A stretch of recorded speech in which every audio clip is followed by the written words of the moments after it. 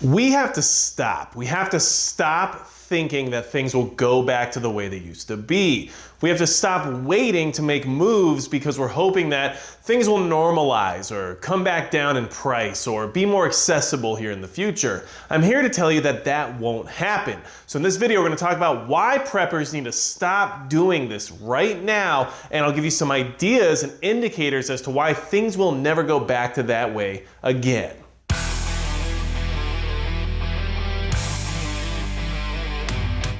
Hey everybody, it's Magic Prepper, and today we're talking about how preppers need to stop waiting for things to just happen, waiting for things to go back to the way they were, and waiting for things to get better before moving forward in preparedness. It's something I'm seeing around the comments section as well as in other forums and places online where people are talking about what's happening in the world, and what we're finding is that a lot of people are waiting it out or hoping that, I'll eventually buy that item I need, or I'll eventually take that training course once, things normalize, once I can get back to, the same income I had before, once I can get back to the point where I can afford these things, or once things get back in stock, I'll definitely, then make that move. You gotta stop waiting, stop procrastinating. This is going to cause you problems here in the future. And if you think procrastination could possibly lead you to be less prepared than you wanna be, then hit the subscribe button below, because I'm gonna give you some examples as to why things will not go back to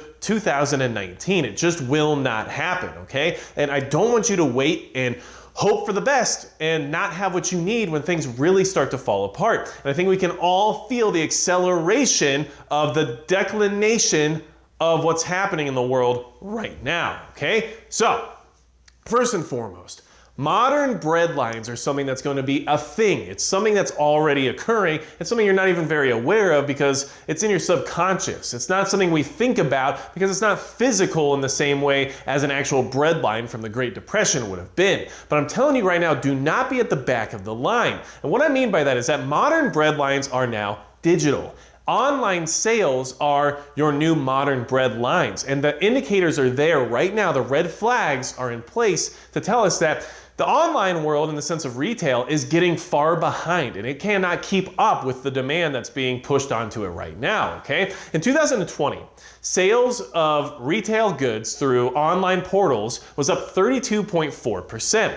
That's a lot. Okay? But in 2021, just in the first quarter, they're up 39% year over year. Understand that everything's transitioning to online.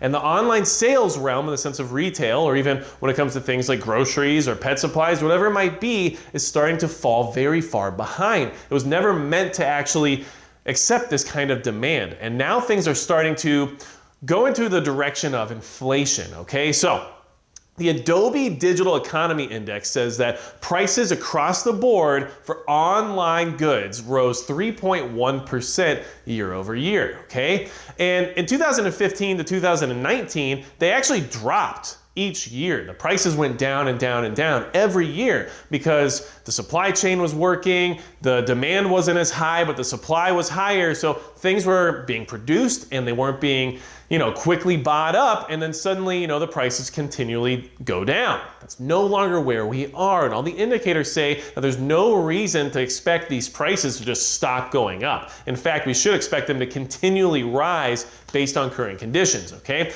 Online inflation is something else that's occurring right this second. So office supplies and over-the-counter medicines are already up 6% when you order them online, and groceries, personal care, and pet supplies are up a full 1%, all right?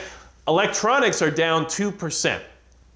Well, that sounds like a good thing, right? Well, generally, they would have been down by 9% at this point. However, they are slowing down and becoming more affordable, and we can expect them to actually start going up rather than going down the way they have been for many, many years, and being more expensive and more out of reach for those of us who want to be better prepared. This is one example as to why things will not go back to what we had in 2019. You have to understand that you're going to find your place in the bread line that's online, and you're not going to get what you need because you're still waiting. And then you're going to have back orders, and then you're not going to get notified when things are in stock in time, and you're never going to be able to acquire that thing that you've been waiting for because this demand is through the roof, and everybody has now shifted to online everything. and you do not want to be at the back of the line. So understand that this is one reason I'm just giving you. This is an example. There's a million examples right now we can discuss, but this is one that I wanted to bring to your attention to let you know that this is not the time to wait around to get the things that you need. This is not the time to expect prices to get better. This is not the time to just see a back-ordered symbol and just say, never mind, not right now, I guess. Understand that you need to compromise, adapt, overcome, find different solutions. If you're waiting on that specific item,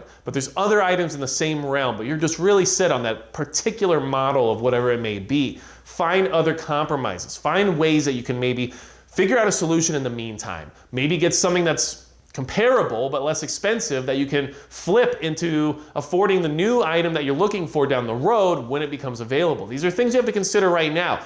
Do not procrastinate. Just stop. We have to stop pretending that we're just going to go back to things before 2020. It will not happen. And here's another example as to why. Here's what I want you to understand, okay? Employment is in decline in general. It's not just about a labor shortage, but we're not going to ever see ourselves in the same level of employment and the same ability to earn income and the same amount of education throughout the entire country probably ever again because of the way things have definitely evolved since 2020. Okay, so first and foremost, I believe it was September 6th that 7.5 million Americans lost their federal unemployment benefits. Now, yes, we can make an argument as to why they should go to work, why the labor shortages exist, yet all these people are still not working. That doesn't add up. Of course, there's that argument to be had. But the thing that you have to take away from it, because things are just what they are, not what they should or should not be, right? The thing you have to take away from that is that 7.5 million people just suddenly don't have the money that they need to survive. That's a huge burden on everything. So, keep that in mind, all right? So we're going to talk about the next part of this whole employment declination, all right? Wages grew 3.6% year over year because employers cannot find enough people. So the employers are paying more money because they have to get people or else they have no business. And the people who are coming back to work are getting paid more. Now, the interesting part about this whole equation is that inflation has actually made it so most of those employees are actually experiencing a 2% dip in actual pay or in the sense of actual potential income or potential spending money, aka their money goes much less, their money doesn't go as far as what it did in 2019. So even though they're getting paid more, things are so much more expensive now that they actually are making less money.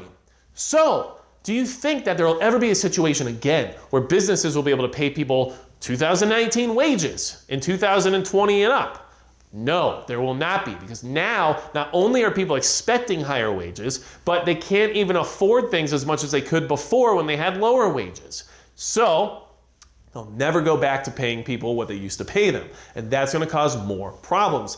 Not because it's bad for the employee, but because the businesses already ran on very thin margins. So we're going to have to find other ways to find out exactly how businesses are going to try to recuperate those profits. And we know it's not going to benefit you or I. Now, is it? Okay, now keep that in mind because people are making more money but less money at the same time. 7.5 million people just lost their income from the federal government.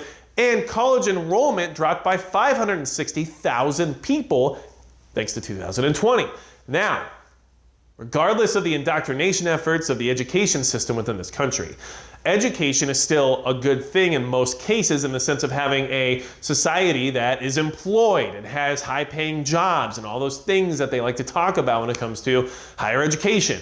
But at the end of the day, 560,000 students basically dropped out of college because they had to go take full-time jobs just to support their families and help out with what happened during this whole situation. So you have 560,000 people who probably won't even go back to school. It's much harder to just jump back into school once you've left. And not to mention, once you've acquired a job and once you've relied on that income for a certain amount of time, it's very hard to just suddenly put that aside once again and move forward, especially in the way we're talking about things aren't going to get better.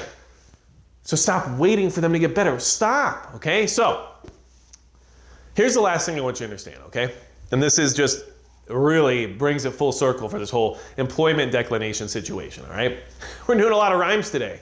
Anyhow, a recent study from Qualtrics shows that 44% of Americans would rather leave their job than comply with whatever restrictions and guidelines are being put into place. That means there's going to be even more people leaving the workforce. So 7.5 million Americans don't have their federal income anymore. Regardless of the validity of that situation, it's a lot of people that suddenly don't have a way to pay their bills or eat food, okay? Moving on from there, you have the 560,000 college students who had to drop out and take full-time jobs doing who knows what instead. Then you also have the fact that people are getting paid more than they ever have before, and their money's going much less in the sense of distance than it used to.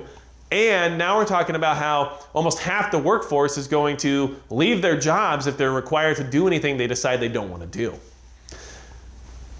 Things are not going back. We're not going to magically open a giant theme park where everyone can have a great job and have a high-paying situation and have all the availability for all of the theme park gifts and accessories that anybody ever wanted right at your fingertips. These things will not happen, okay? The internet can't even keep up with the demand. That should tell you everything because it's the most streamlined and the least overhead situation when it comes to running a business, and even those companies are falling behind. Don't be last in the breadline, okay? And don't think that your income or the way that you earn your money is somehow protected from what's happening out there. And don't think that the money you're earning is actually as much as what it sounds like, because this is where things are heading and they're only getting worse. And look, I hate that. Because I want things to get better, and I want things to be positive, and I want us to prepare because it's something we decided to do, not out of straight up necessity. But right now, we're in a situation where it is necessity. So do not wait any longer. Stop procrastinating. Stop doing that. And stop waiting for, oh, this was, $1,000 and it should only be $900.